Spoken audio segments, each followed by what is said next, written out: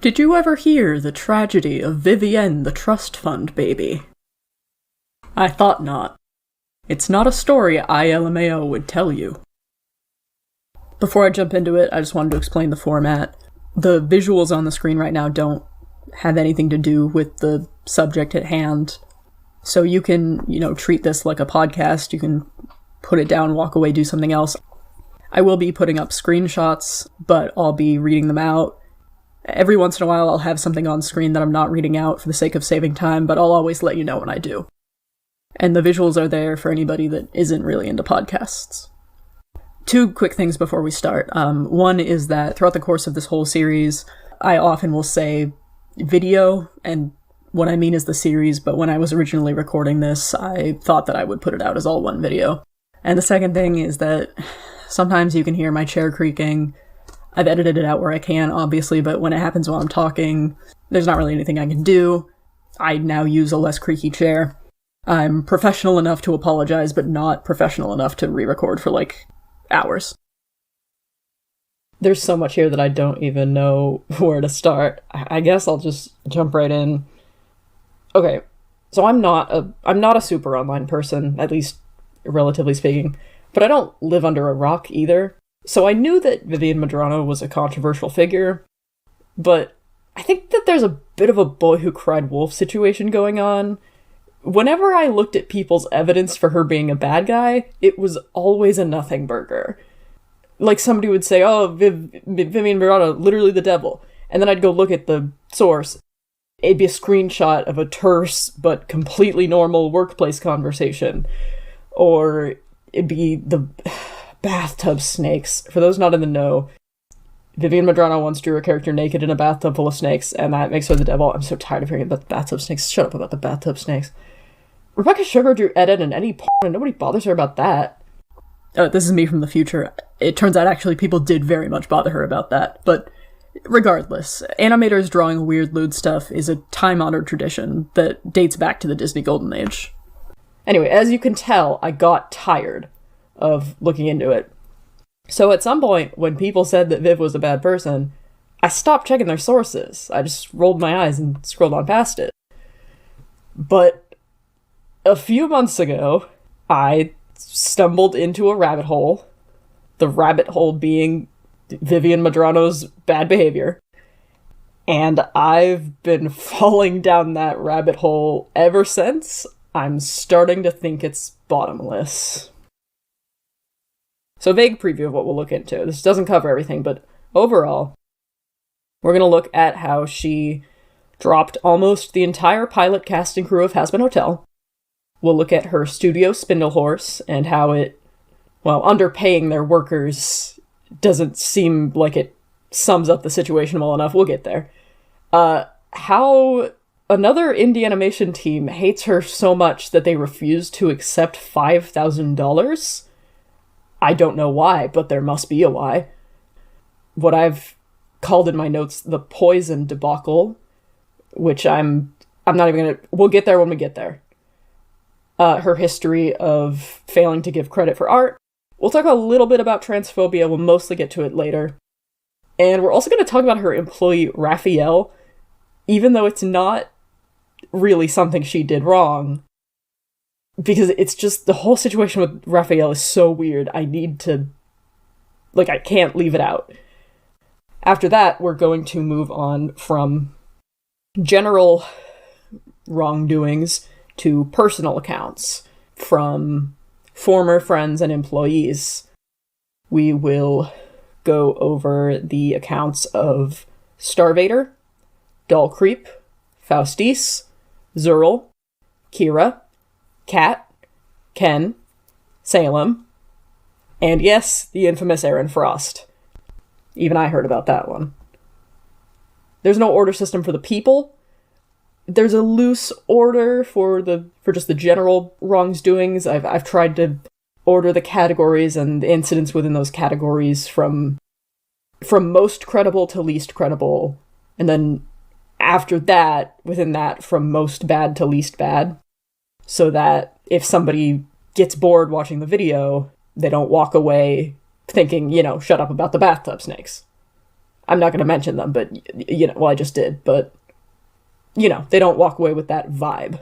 We'll start with the worst stuff. So here's how this all started for me. I watched Has Been Hotel.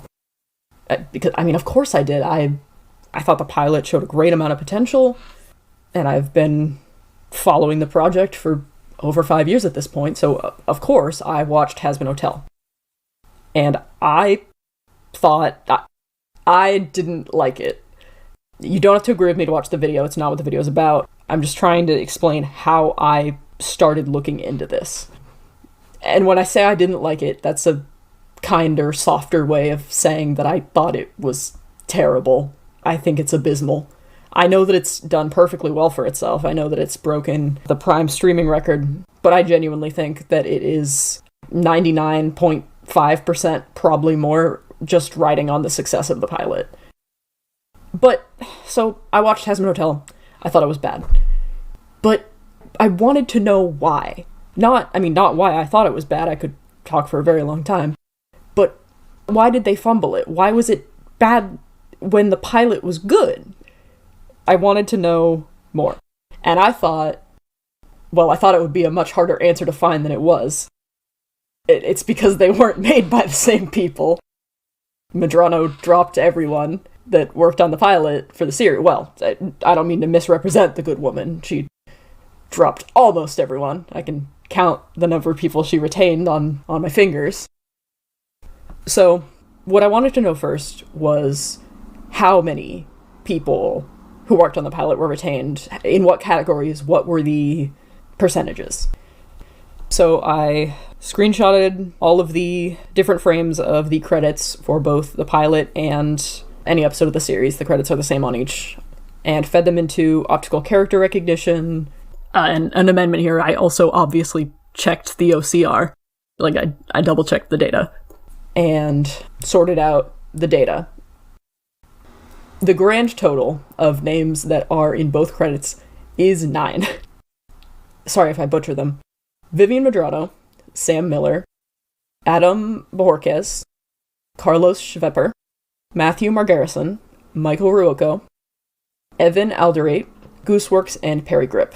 Mick Lauer was technically retained, but he was downgraded from Husk to Trenchcoat Demon, so I'm straight up just not counting that. That doesn't count, and he's a more gracious person than I am for accepting the role.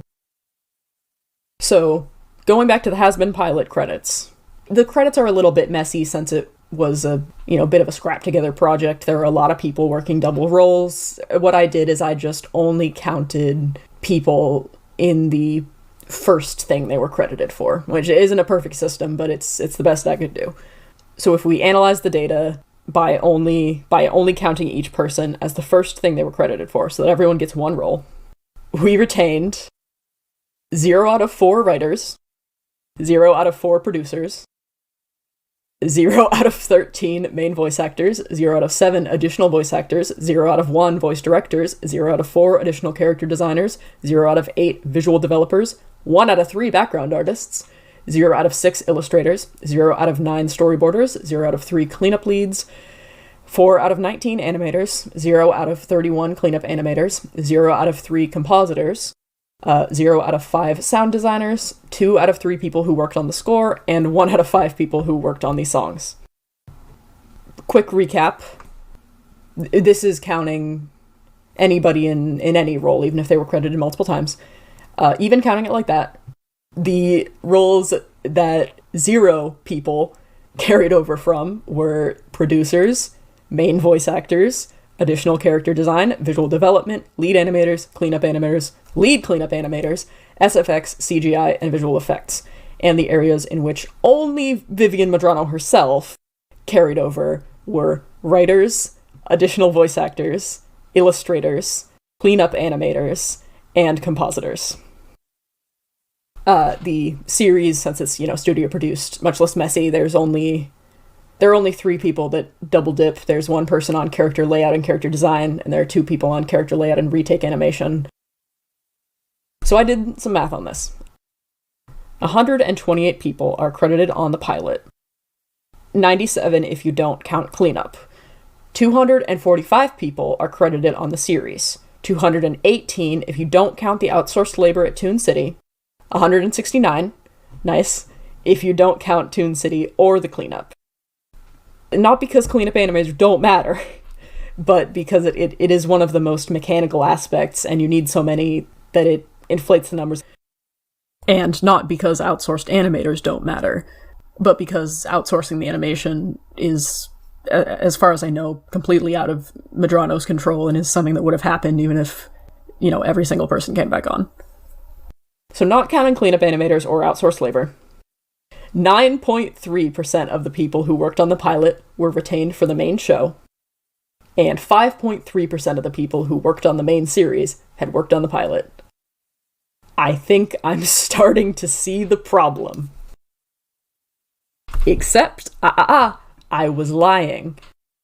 Much later, I realized that you can't just take the credits raw, because the credits for the series are the same on every episode, as I said. But Bento Box animated the first 7 episodes. Spindle Horse animated the last episode. You may recognize that name. It's Vivienne's own studio, the one that she founded and the one that makes Hell of a Boss. The point is, there is a whole section of people credited on the Hazbin Hotel series that were actually only brought in for the last episode, and they were brought in as an emergency measure when Bento Box just refused to do it. Meaning that the animators, the 4 animators that I credited as being retained, actually weren't. They happened to work on it at the very last minute because literally nobody else would. So yeah, to recap, we had, in the total 9 retained, not counting McLauer, because that. Vivienne, obviously, creator and such. Sam Miller, who worked on the backgrounds. Then we had 4 animators, and 3 people on music. And those 4 animators don't count. And Perry Grip, I'm not certain, but I'm pretty sure that Perry Grip only did the opening credits jingle, as opposed to on the pilot he helped write songs. And Gooseworks and Evan Alderate worked on the score, not on the songs. Not that matters, they still worked on it, but the songs were made by completely different people. And then Vivian Medrano, obviously, and pretty much the only person that was just retained in their full capacity was Sam Miller. She should go play the lottery. No, I'm just kidding. You don't increase your odds of winning the lottery by being Vivian Medrano's best friend, for now. She likes to cycle through them, as we'll get to much later. So to sum it up, out of the entire pilot crew, Vivian Medrano as creator, Sam Miller on backgrounds, and then 2 people on the score. And every single other person that worked on the pilot did not come back, and every single other person that worked on the main series had not worked on the pilot. So the problem becomes evident. And pretty much everyone knows about the cast being recast. It was a huge scandal. But I have not seen, and this doesn't mean that they haven't, but I have not seen a single other person mention the rest of the crew. And for a second there, I was doubting myself, and I was like, it's so weird that no animators or artists, except for the one, maybe we didn't mean for them to come back. Maybe this is a misunderstanding on my part. How can this be happening and no one is talking about it? I must be misunderstanding something. No, I shouldn't have doubted myself. I found a tweet from Viv from March 2022. Put it up on the screen right now and I'll read it for you. Artists working on the show are finally able to announce, and I'm thrilled that so many of the artists who helped craft the original vision are on board to make this show what it is destined to be. I can't express how excited I am. #HasbinHotel. Seriously, it's amazing. So thankful. Smiley emoji with hearts. Reply to her own tweet. The indie... I'm sorry. The indie spirit of the pilot lives on. And now artists old and new are gonna bring you all a fully realized animated season. I cannot wait. Purple demon emoji, music notes emoji, heart emoji. I'm sorry. That genuinely Indie Spirit of the Pilot lives on Prime Video. Animated by Bento Box. Okay.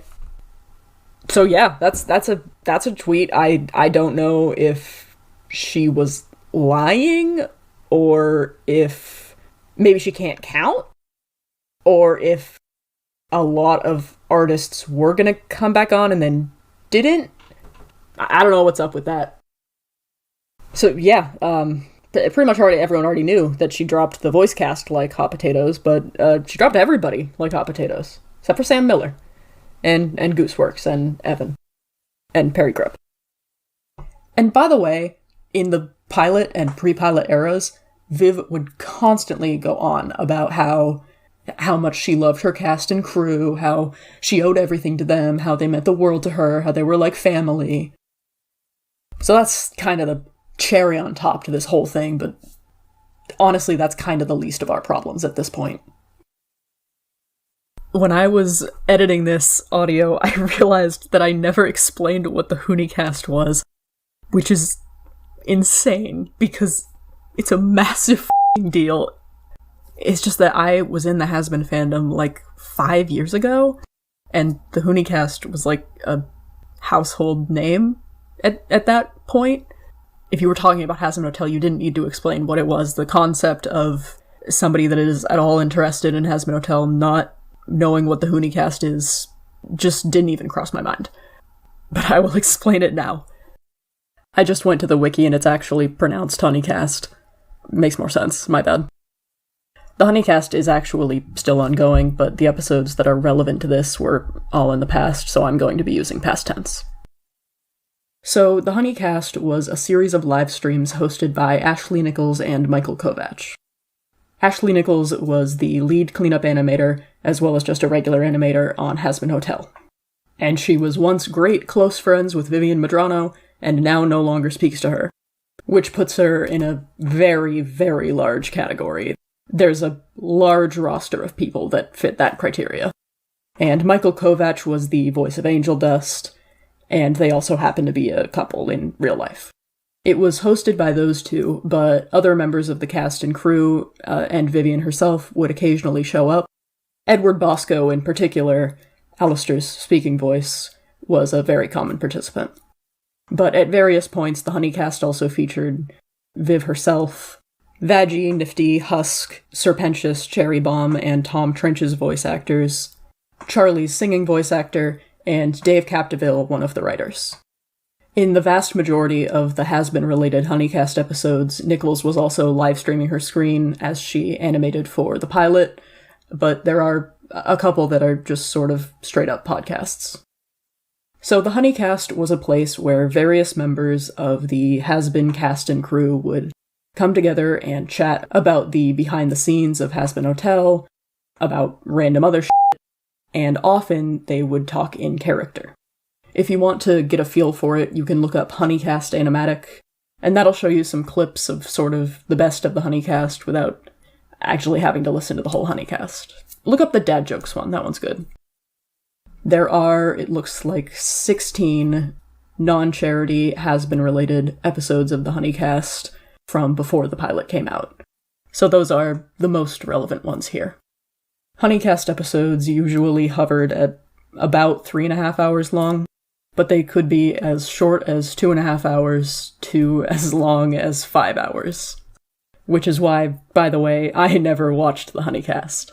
I did like Has-Been Hotel, I was in the fandom, but I wasn't that into Has-Been Hotel. And I never really saw the appeal. But regardless of what I thought, the Honeycast was extremely popular. I just grabbed a watermelon margarita because talking about Vivian Medrano makes me feel like I need a drink. The first thing that made the Honeycast incredibly important is that it was a source, actually I'm going to say the main source, of fan engagement. At this point in time, Has-Been Hotel had not come out yet, but the Has-Been fan base still existed and was sizable. And that is in massive part thanks to the Honeycast. Viewers would chat with the cast and crew, and like I said, the cast would talk in character. It was just... It kept Has-Been fresh in people's minds. It It gave people more to consume, more to think about. It personalized the crew to fans, and that made them care about the project more. The importance of the Honeycast cannot be overstated. The second reason that the Honeycast was incredibly important is because it made a ton of money, which went to funding the Hazbin Hotel pilot. However much money you're imagining, it was probably more. Viewers could donate, and the proceeds, unless specified otherwise, there were a few charity episodes, would go to the making of Hazbin Hotel. In particular, one very big draw for donations was that the cast would take requests from people that donated, usually to say something in character or to play out little skits in character. I can't tell you exactly how much the Honeycast made. They don't broadcast that number. Even if I was dedicated enough, which I'm not, to go through every Honeycast episode and write down the donations in Super Chat and add them all up in a calculator, that still wouldn't tell you, because donations were accepted both through YouTube and through a platform called Streamlabs. So I don't have an exact figure to give you, or even a vague figure to give you, on the overall profit of the Honeycast. Here is what I can tell you. The charity streams are the key here, because even though the profits obviously went to charity, the charity streams did show how much money they were making. Because that's kind of just what you usually do when you host a charity live stream. It's exciting to watch the number go up and everyone's happy. The Honeycast episode, Australia Wildfire Relief Charity Stream, made $30,827.40. So, on the one hand, this was a charity stream, which I would imagine makes people much more likely to donate. So this probably made more than the average episode. Although the difference might not be as drastic as you'd think, because the charity streams were much less popular. The Australia stream has 730,000 views, and the most popular few episodes of the Honeycast would reach 2 million views. But regardless, this is speculation, we can't know. The thing to keep in mind here is frequency. The charity streams, I would hope, made more, but they were also much, much rarer.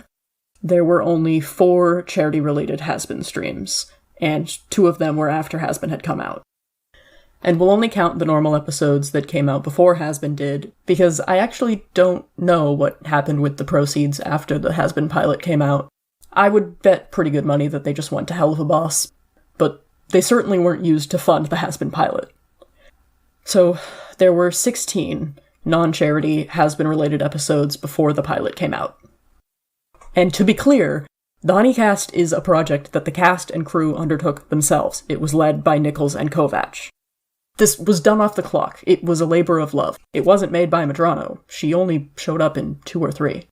The Honeycast was a project undertaken by the cast and crew, without Viv's involvement, on their own initiative, and for no compensation. And all of it went towards making the Hazbin Hotel pilot. And that's not even counting the immaterial value that it served as a way to engage the fanbase. The Honeycast was a massive f***ing deal.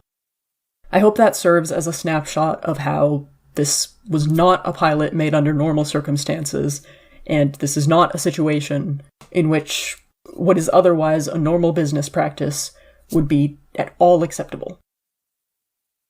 A very, very common argument against this being a problem with the cast is that it's completely normal for voices to change after pilots, and yeah, that's true. That's 100% true.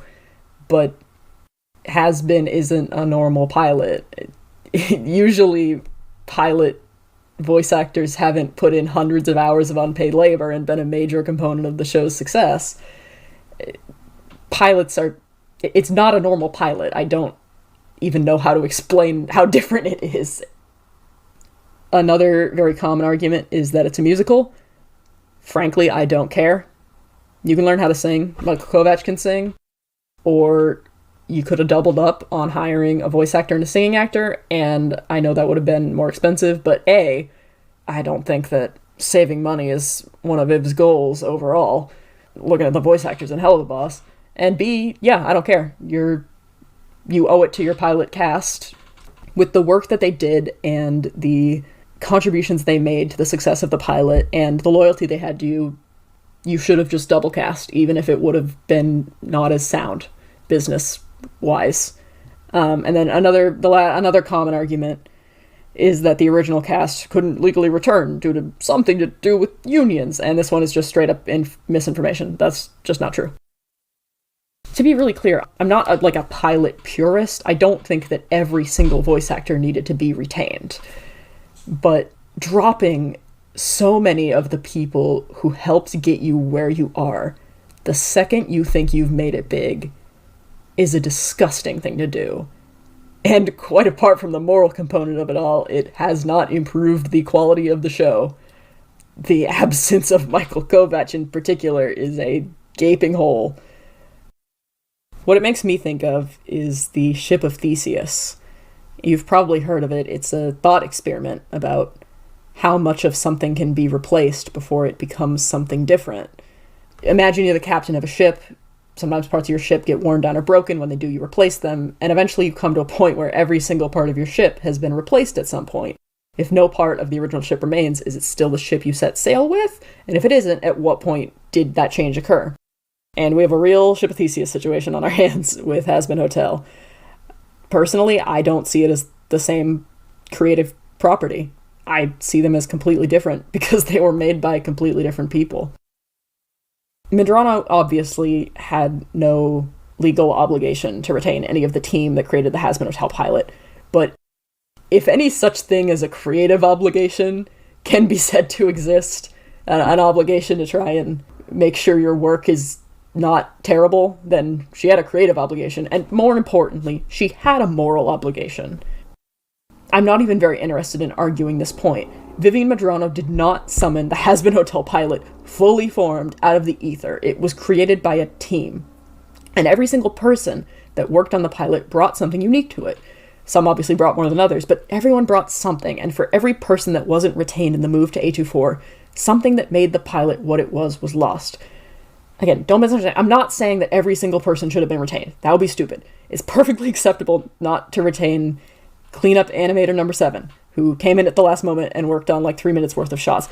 It's another thing entirely not to retain people like Ashley Nichols, Michael Kovac, Edward Bosco, who were in nearly every episode of the Hoonicast. To zoom in on the voice actor bit, let's check out Thank You and Good Night. Thank You and Good Night is a farewell song that was released very recently. It was produced by the original singing voice of Alistair, and it features the original singing voice actors of Angel Dust, Charlie, Cherry Bomb, and Nifty. It was released, I think, at the same time as the first episode of Hazbin proper, and completely without Vivian Medrano's involvement. And the description and the pinned comment are not aggressive. They're not even passive-aggressive. They even congratulate, Vivian and the new cast. They're very professional. But I don't think it's hard to see that professionalism is a layer of plausible deniability.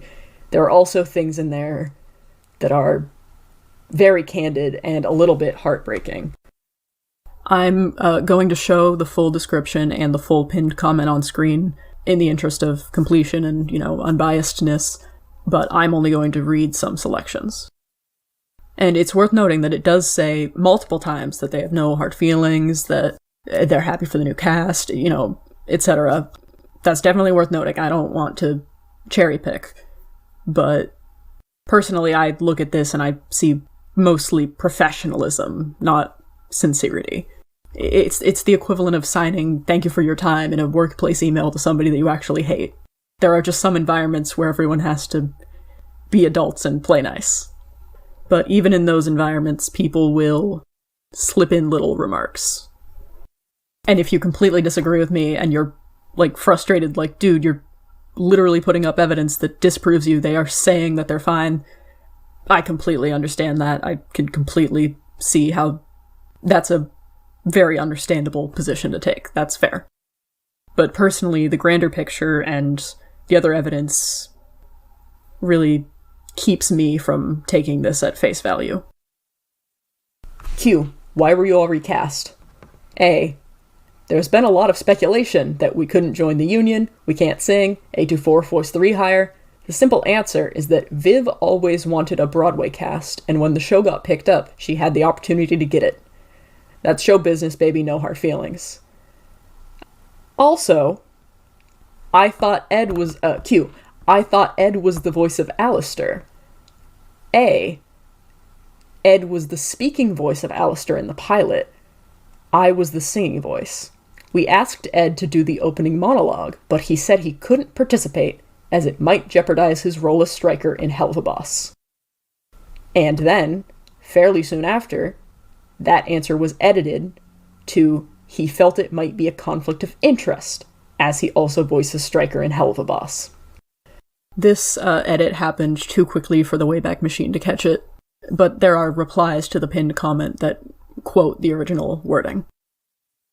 And this isn't mentioned anywhere, but singing the song, Vagie's in the background because her voice actress didn't want to come back.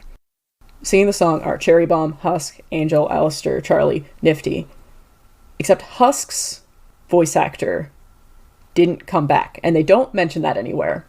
But I think it's odd that Gabriel Brown is doing double duty as Alistair and Husk, whereas Vagie, who is a more important character than Husk, when her voice actress didn't want to come back, they didn't include her in the song. And I think maybe it's not a coincidence that, along with Ed Bosco, Mick Lauer is, I think, the only voice actor here still affiliated with Medrano. He was, like I said, he was the prestigious role of Trenchcoat Demon in the Has-Been series. It could just be a coincidence, but I think it's more likely than not that Mick Lauer originally was in the song and then was removed for similar reasons as why Ed Bosco wouldn't come in the first place. Oh, Vagie also still associated, or Vagie's voice actor also is still associated with Viv. So none of the ones that are associated with Viv came back. And they state very clearly that the only reason they were dropped is because Viv wanted to drop them. And Ed Bosco thought that participating might jeopardize his role as Stryker. Maybe because Vivienne would can him because she's a petty bitch. I'm sorry, having done all of this, well, calling it research is a little grandiose, but having combed through all this shit, I hold an intense disdain for Vivienne Medrano that you might not have gotten to yet. But I hope you will. By the end of the video, I hope you'll join me. Gabriel C. Brown, the singing voice of Alistair and the person that posted thank you and good night, has been not open, but more open than the rest about the general sort of f***ed-upness of the whole situation. I think for a couple of reasons. I think both because he's just a little bit older than most of the rest of the main players, and also because he has a lot of stuff going on other than voice acting, so I don't think he's as afraid as the others that he might get blacklisted from his dream career. As far as I know, Gabriel C. Brown was the only voice actor to publicly react with anger and despair to the original news. On October 12, 2021, Brown tweeted the following. I pour my heart and my soul into everything I do, but lately I've been feeling like no matter how hard I try, it isn't good enough. The fact that somebody noticed the attention to detail and took the time to comment on it absolutely made my day. Thank you to all who noticed. Heart emoji. Somebody replied with, yeah, it was good. Just the original song you first made, Insane, was better than the new version. All my remakes aren't that great either. Sometimes remakes are good, sometimes not. Just keep trying. Brown replied with, I'm not talking about this specific video. I'm talking about the fact that despite my time and effort, I was recast. Somebody else replies with, you were recast as the singing voice for Alistair? And Brown says, yeah, they replaced me. Then somebody else replies with a tweet that I can't see, but it doesn't super matter. And Brown replies to that with, thank you, Katie. That's extremely kind. Truth is, I would rather be involved in a smaller project that values me than a bigger project that doesn't. The BBU family is the best. Heart emoji. The middle tweet, the despite my time and effort one, has since been deleted, but all of the others are still up, even though, honestly, I feel like that last one is kind of the most c***y one. Also, I'm going to put some screenshots from Gabriel C. Brown's YouTube fandom wiki page up, and I would highly recommend pausing to read them, because this guy has led a wild life. Here's a YouTube comment from Has-Been's voice director on this being dumb as hell. I laughed once I heard they were all replaced. The irony of it, one of the most successful indie projects removed of all traces of its indie roots. That starts to sum it up. Also, all of the voice actors were completely f***ed over, but the most upsetting one to me is the voice actress of Cherry Bomb. Cherry Bomb's VA, Crystal Laporte, got the news that she would not be coming back as Cherry Bomb only very shortly before her fiancé died. I think her fiancé died of pulmonary disease on October 18th, 2021, and email was sent on October 7th. Crystal has gone on record saying that it was the last heartbreak he ever helped her through, so that's pretty f***ed up. I mean, Vivian sent out the email before the fiancé's death, not after, and she also didn't kill the fiancé, but I think it's worth mentioning just because I don't know, it's just awful. And if you were thinking that it couldn't get any worse than that, I'm about to rock your world. So, after Crystal Laporte's fiancé and partner of 9 years died, Ashley Nichols hosted a live stream to raise money for, the incredible amount of medical debt and also lease obligations and the cost of his cremation and urn and just a bunch of other shit. So Ashley Nichols hosted a live stream where donations would go towards that. And Vivian Medrano told them that they couldn't use any of the Has-Been characters' voices. Like, they couldn't take voice requests for any of the Has-Been characters. It's 3 minutes into the video. Nichols says, "We can't take any Has-Been related requests because Vivzie doesn't want anybody using any Has-Been related stuff because it's her IP." Motherfucker! A man died! Like, if you're not gonna help out at all, which I know you could because I know you're rich, you could at least not actively get in the way. Everyone involved here knew that voice requests were the biggest moneymaker in the Honeycast. A lot of people came to the stream because, it was a big get-together to send off and honor a man that they all really cared for, and also an attempt to gather some funds for his new widow, who has been left with over $7 million in medical debt. So, lots of people showed up because, that's sort of an important event to show up to. Probably don't need to say this, but Viv was not one of those people. Although, in her defense, I doubt that she was invited. Also in the stream were Michael Kovac and Edward Bosco, the voices of Angel Dust and Alistair. The two most popular characters, and the two most frequent voice actors that would appear on the Honeycast. If Vivian Medrano had not said, "You can't speak in the voice of Alistair or Angel Dust or take requests," this stream would have earned significantly more money. That is just sort of a fact, the way that the earth is round. And also on screen, I'm going to put up a screenshot of a Discord conversation, and a screenshot of an email. Do keep in mind that both of these are alleged. These are hang on. I categorize evidence for Viv sucking in 5 different categories, from most to least credible. Documented, substantiated sourced allegations, unsubstantiated sourced allegations, substantiated unsourced allegations, and finally, unsubstantiated, unsourced allegations. So this is what I would call substantiated, unsourced allegations. They're substantiated in that there is some evidence, but they are, well, I mean, there's a limited pool of who it could have been, but if they are true, they were leaked by an anonymous person. Nobody was willing to stand up and put their real name behind these, but they do have some evidence. Obviously, it's not...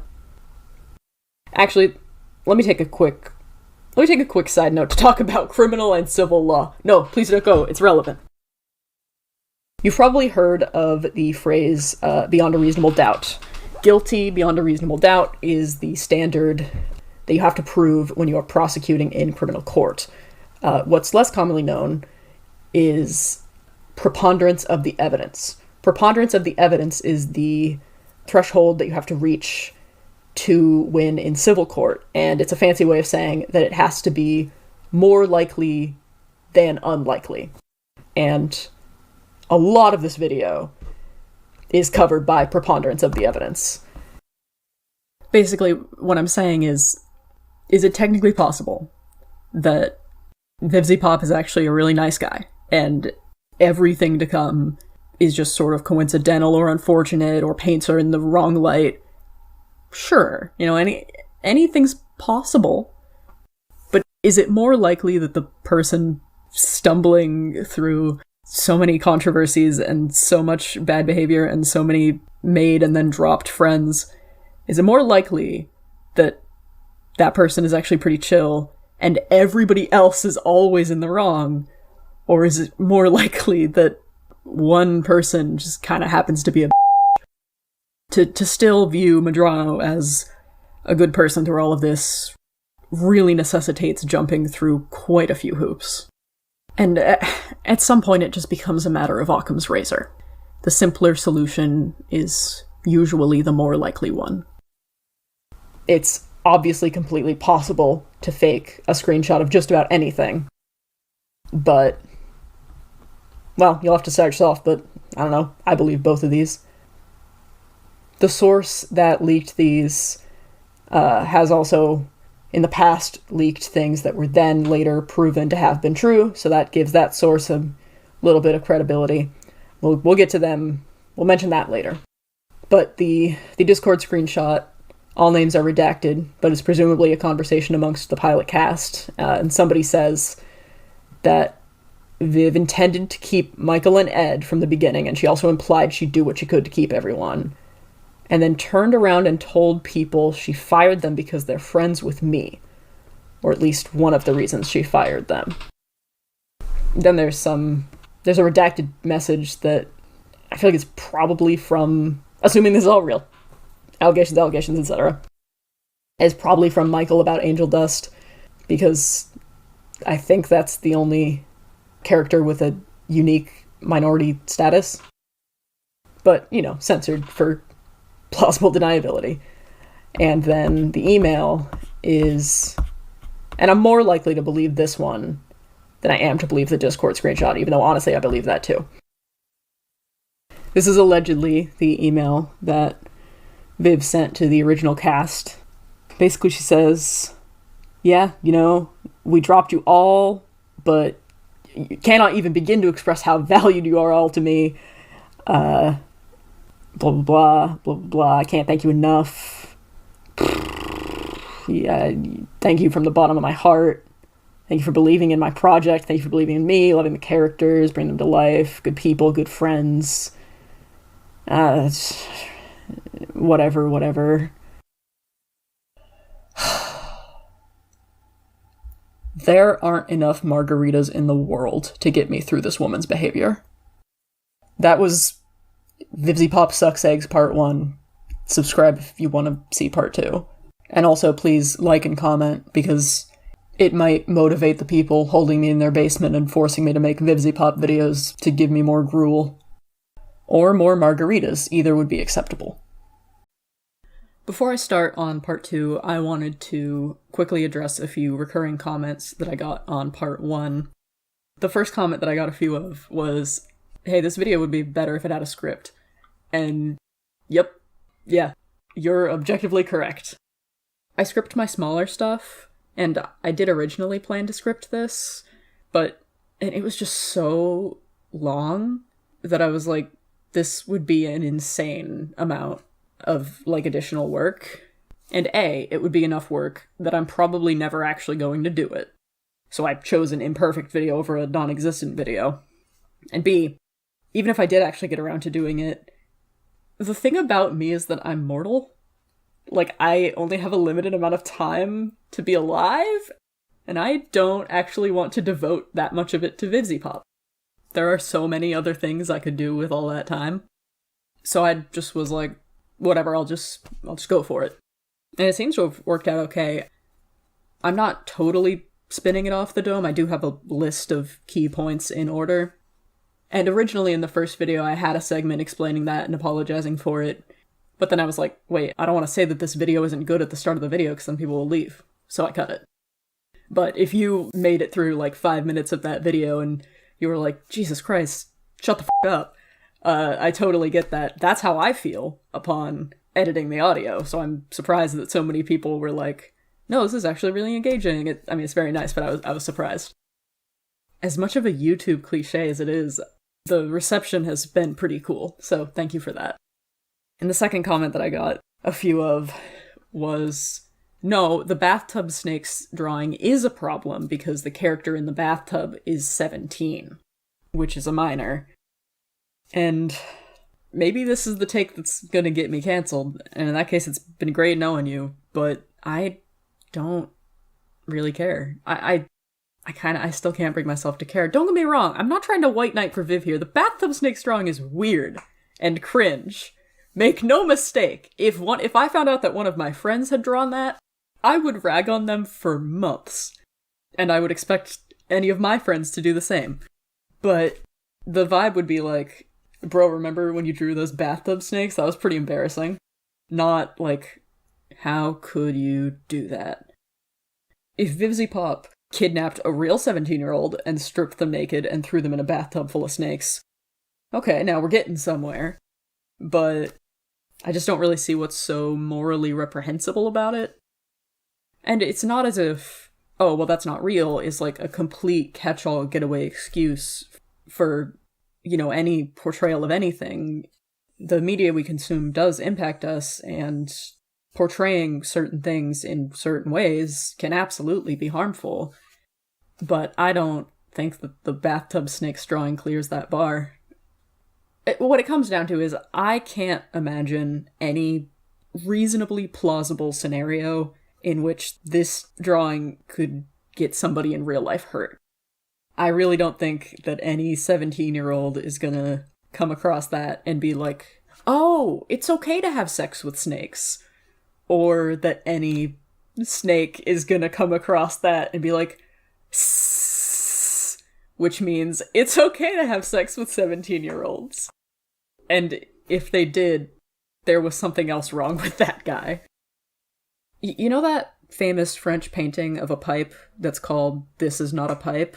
The thing being like, oh, it's not a pipe, it's a painting of a pipe. Ooh, surrealism. That's how I feel about this. That's not a 17-year-old in a bathtub full of snakes. That's a drawing.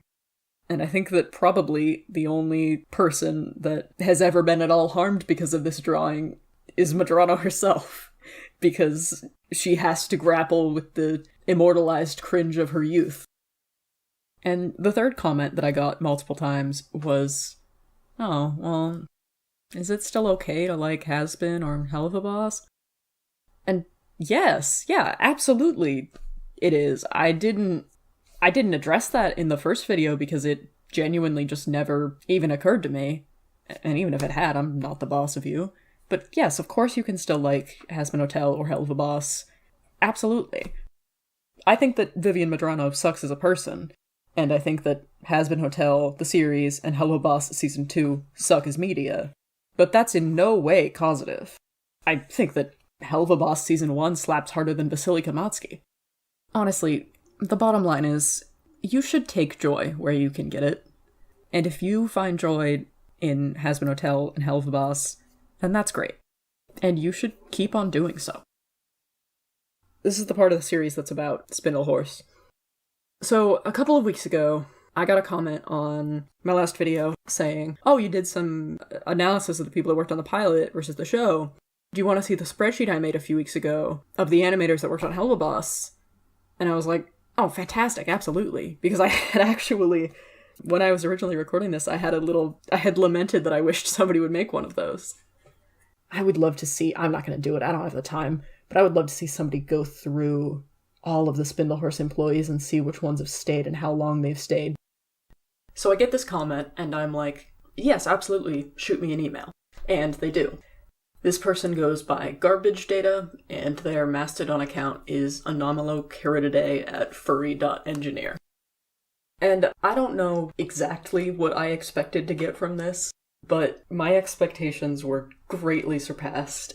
It is this beautiful spreadsheet, filterable, sortable, it has different tabs for the different roles. It even has the outsourced animation, which, this is off topic, but if you've outsourced your animation to like a regular studio, that isn't an indie production anymore.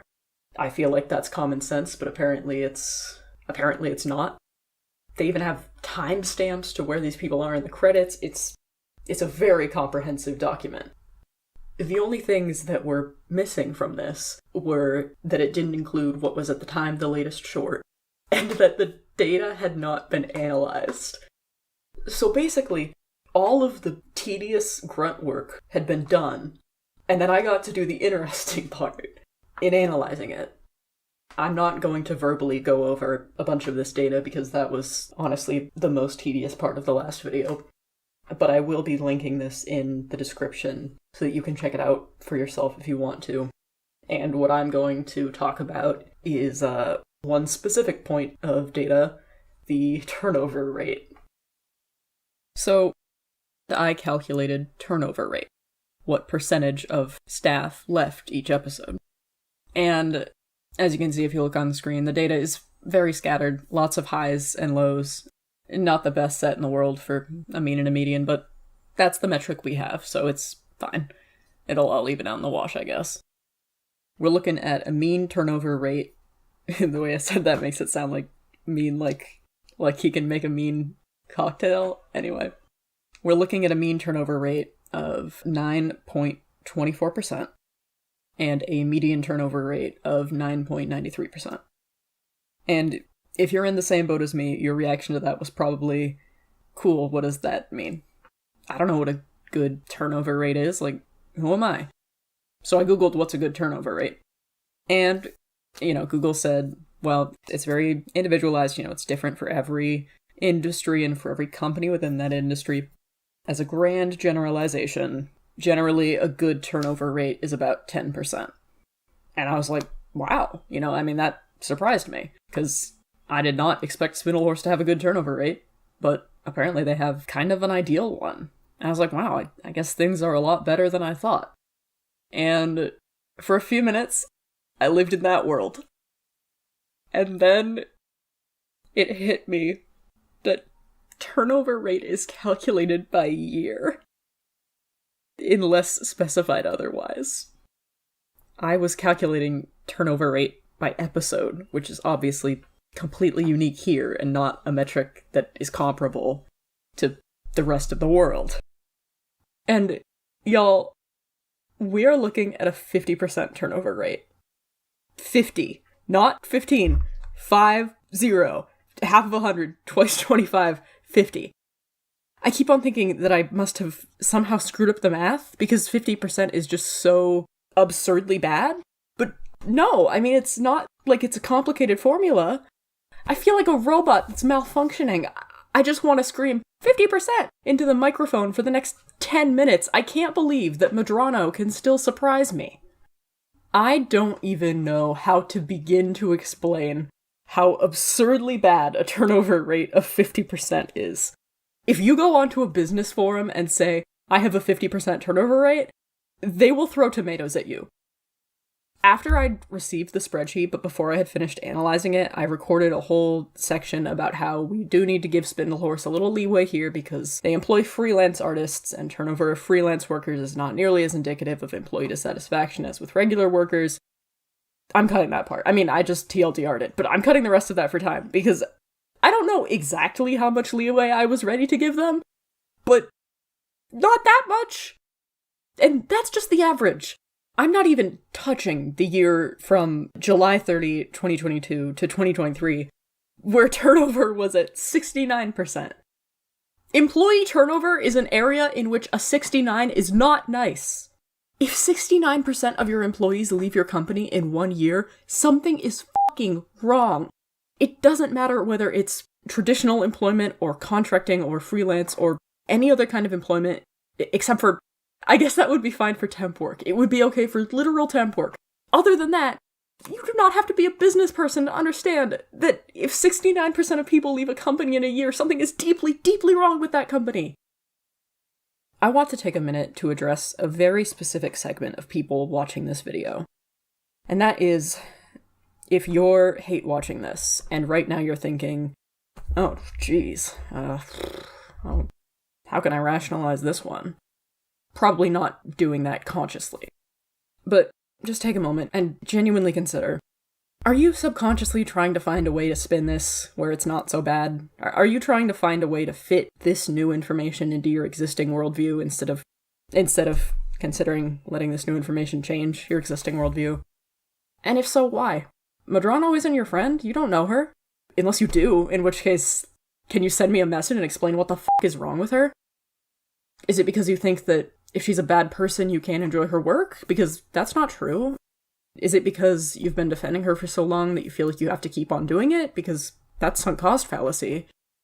Is it that you've already made your stance so clear and now you feel like you can't go back on it? You know, like, it'd be embarrassing, you'd feel stupid, you'd think that people would think you're dumb for changing your mind? Because it's not dumb to be willing to change your mind. It's a good thing. And there's no shame in it. At least not for something this relatively minor. If you've spent the last 20 years being an adamant flat earther or something, I guess I understand how you're maybe in a bit more of a pickle there, but this is literally just some random pseudo-famous person on the internet. And I mean, if I can appeal to the basic laziness of the human condition for a second, trying to find a way to bend this kind of sounds like a lot of work and maybe kind of difficult. Wouldn't it be easier to just be like, oh man, yeah, I guess, yeah, maybe she does suck. There's nothing wrong with realizing you've been wrong. If I'm in the wrong here, if there's some sort of big misunderstanding, or if I have somehow messed up the extremely basic math, I'll write a comment explaining it and pin that to the top of the comments section. I also don't mean this in a condescending way. It's a big pet peeve of mine when somebody is like, well, somebody disagreeing with me, no, they must be lying to themselves. I'm not saying that if you disagree with me, that is you. I'm just asking you to consider it. It is also genuinely completely possible that you're just like, no, I just don't agree. I think that a 50% turnover rate is A-okay. I kind of don't understand how somebody could think that, but I don't understand most things in the universe, so that's fine. Anyway, I'm open sourcing this. I'm gonna put a link to a copy of this spreadsheet in the video description, so you can go look at it and you can make copies of your own, and if you want to figure out some math, you can use it to do that. Or you can just share it with your friends. I'm so dead serious, actually. Share this around. I mean, I like views, I like money, but I also genuinely just want more people to see this. I want this to become more well-known, because if more people know about this, then maybe Madrano won't be in as much of a position as she is to keep on hurting people. You know, I mean, I make jokes, and I have really goofy thumbnails, and I take it lightly, because what the hell else am I supposed to do? Am I gonna burst into tears over every random asshole in the world? If I break down learning about Vivian Madrano, the hell am I gonna do when I find out about, I don't know, factory farming or something? And also because taking the piss is kind of just more fun to record and to listen to. But at the end of the day, this is genuinely kind of serious stuff. This woman is genuinely hurting people. I don't understand how she's gotten away with it for so long. I guess I do, actually, because how would anyone know? There's no way to know unless you were willing to spreadsheet every single artist on the goddamn show, and who wants to do that? I'm making a fucking Chris Chan-ass docuseries on her, and I wasn't even willing to do that. So, massive props to Garbage Data for cracking this one wide open. Madrano really is just go big or go home. You know? It seems as if nothing is ever subtle with her. She's just cartoonishly bad. And then here's the part of the video that had been recorded before I got sent that spreadsheet. It still has some stuff that is worth checking out, I think, obviously, or I wouldn't have made it. But I just wanted that to be at the very beginning. So out with the old, in with the new, you know? Those voice actors are old models. It's like that scene in The Brave Little Toaster. I'm so tired. So let's talk about Viv's new crew. Let's talk about Spindlehorse. Spindlehorse is a wreck. It's a mess. We'll start with the pay. Here is a Discord screenshot of a message from Adam Nealon, who is up top at Spindlehorse, to, I presume it was a copy-pasted message to some or all of Spindlehorse's animators. We're happy to offer you a position as a cleanup artist. We are acting as the outsourced studio and the budget is locked. The new rate will be 35 USD a second for rough animation, with the opportunity to negotiate based on shot complexity depending on what the budget allows. Animation expected of the show is a bit more standard, less intensive, blah blah blah. Then Hell of Boss will resume and rates will be 60 USD a second. We get it if you don't want to accept. So, offering jobs for $35 a second. If you're like me, and the vast majority of people, that means nothing to you. Is that a lot? Is that a little? I don't know. Thankfully, there are people that know. Spoiler alert, it's a little. I guess it's about $1.50 per frame. Hand-drawn frame, so I see that's pretty bad. Here's a screenshot. This is silly. I really am sorry for how little I know about this. I tried to get more concrete answers, and I really couldn't. But here's a screenshot from somebody saying that they asked their dad. Their dad is Frank Moliere. He's a pretty well-established guy in animation for quite a while. He was on Osmosis Jones, the SpongeBob movie, the good one, the Simpsons movie, co-directed a Peanuts special. He was a director on Curious George. Whatever. He says it's very little. That's pretty much the best I can give you on that. But more importantly, with relation to this Discord screenshot, we have an article from a news outlet called Passion Fruit. I don't know, I'd never heard of it, but this reporter reached out to Adam Nealon about this. Passion Fruit, not the New York Times, but it also is credible enough that I don't think that they just straight up made it up. If this article was just completely fabricated, then I am pretty sure he would have, come out on his Twitter or something saying, hey, you guys made that up. Like I said, not the New York Times, but also more trustworthy than, I don't know, someone's Tumblr or whatever. So they reached out to Adam Nealon, and he confirmed that this message is real. And also dug himself even further into a hole. This is mostly what I was referring to when I said that the guy who has leaked a lot of the stuff you're going to see here, we'll get into him in a minute, has also leaked things that turned out to be completely true.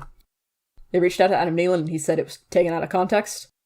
The job was voluntary. Nobody was being forced into taking less money.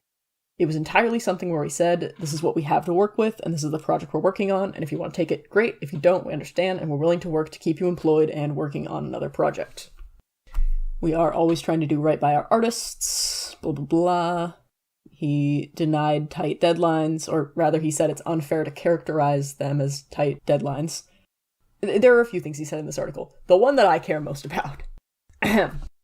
According to Nealon, Spindlehorse Toons is a complicated business where animation usually requires 6 different roles. Board artists, character designers, background artists, rough animators, cleanup artists, and compositors, all working in tandem. Some freelance animators who, quote, hold up to their standards and, quote, work at an efficient pace are paid on a higher scale of $1,000 a week to, quote, give them a reason to stay and not wander around someplace else, according to Nealon. Others get the lower rate of $20 per hour.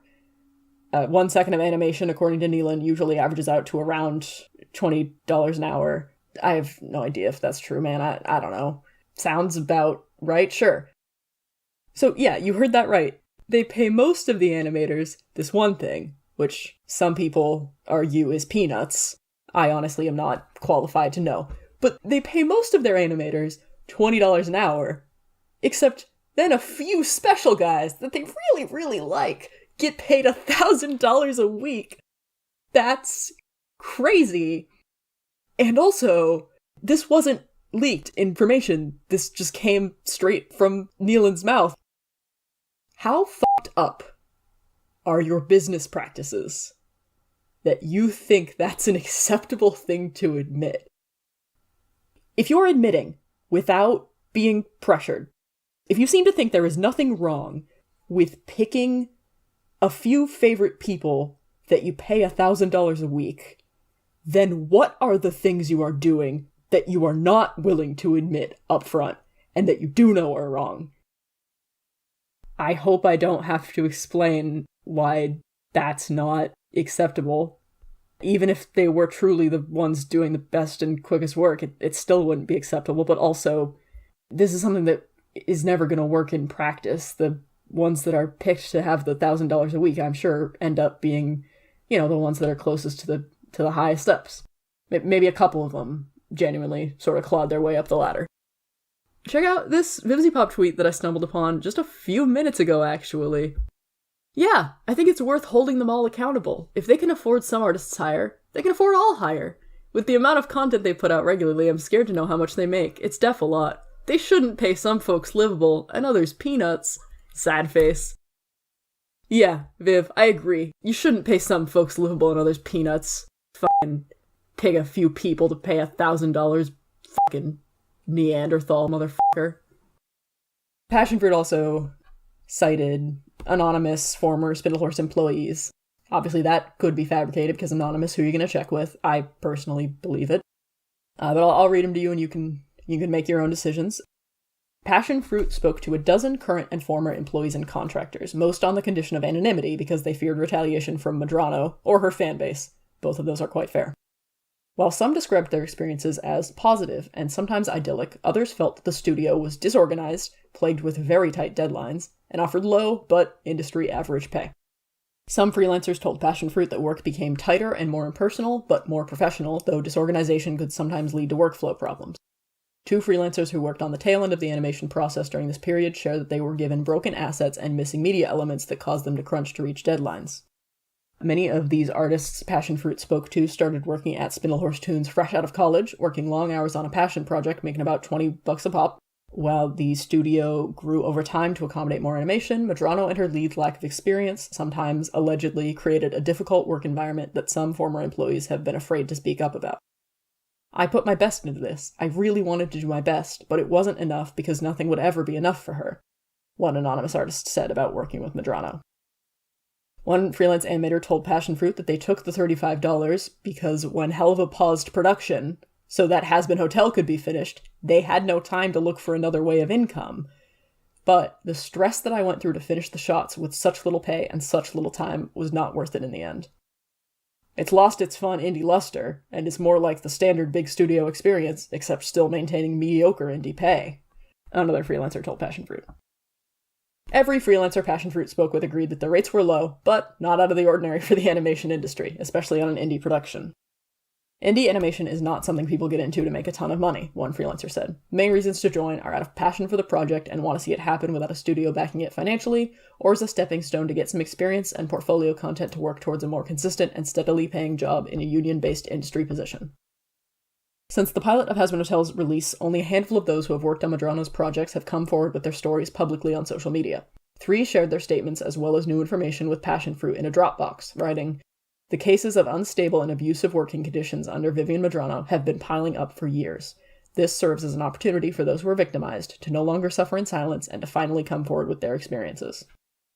And though there are artists who have had bad experiences, some freelancers Passion Fruit spoke with had a positive time working at Spindlehorse Tunes. Blah, blah, blah, then they say positive things. I don't mean to cut the narrative for malicious reasons. I want to keep us as low on time as we can. Oh, by the way, also in this Passion Fruit article, Adam Nealon noted that Spindlehorse does not have a HR person. No shit. Wow, I never could have guessed. The business that upfront admits to picking their favorites to pay $1,000 a week doesn't have somebody in charge of HR? That's weird. They really need somebody. I hope they don't get somebody. because I want to see them keep on making fools of themselves, but they really need somebody. There was also, in my notes, I went into this more, but as I'm making this video, I'm just like, this doesn't meet the credibility threshold for me to take the time to go through it, but there was a shared Google document that gets passed around to freelance animators. It's a spreadsheet where people can note and rate their experiences with different studios, and Spindlehorse is doing very poorly on that. But it's all anonymous. So, I mean, I think probably some of them are real and some of them are fake. But obviously, no way of knowing which ones. In addition to the pay, there's also some weird legal stuff going on with Spindlehorse. Or maybe there isn't, and I just am misunderstanding because I'm not a lawyer. But it's really weird. It's Spindlehorse LLC is registered in California, and there's an address listed for it, and that address has like more than 100 other businesses attributed to it. And according to California business records, it's a gaming company. That's weird. I have no idea. Or maybe it's not. Like I said, I'm not a lawyer. I don't know what I'm talking about, but yeah, I don't know. That's kind of weird. Not really something Viv did wrong, but I'm indulging myself by including it, because what if somebody comments that understands it better? And if we're talking about Spindlehorse, it would be amiss not to mention how they hire. Spindlehorse is constantly calling for new employees on Twitter. I can try and search Twitter, find some calls, and put them up here, but usually they delete them after they are have all the uplinks they want. So I'm not going to properly represent how often it happens, but, well, I mean, if you follow Vivziepop on Twitter, then you know for yourself. And they hire a lot of, since they call on Twitter, they get responses from their fans, which isn't inherently a bad thing. They hire, the vast bulk of people they hire, if I had to guess, is young fans that are either in college or fresh out of college or not even going to school for animation. And a ton of the time, it's their first real job. So you can see how that's an employee that's very primed to take advantage of. Spindlehorse is a company that is full of employees that are just rife to exploit. They're fans of the show. Some of them idolize Viv. They're in disbelief that Hellboss would hire them. And since they think that they're just so lucky to be there in the first place, much easier to take advantage of them. And then, I mean, this is me speculating even more than I already was, but I presume that they probably get burned out, and then they chuck them away, and then they hire new ones, and that's why they are so often calling for jobs on their Twitter. And that's the end of Vivziepop Sucks Eggs Part 2. Subscribe if you want to see Part 3. Like and comment if you want to make me say, "Aw, you shouldn't have."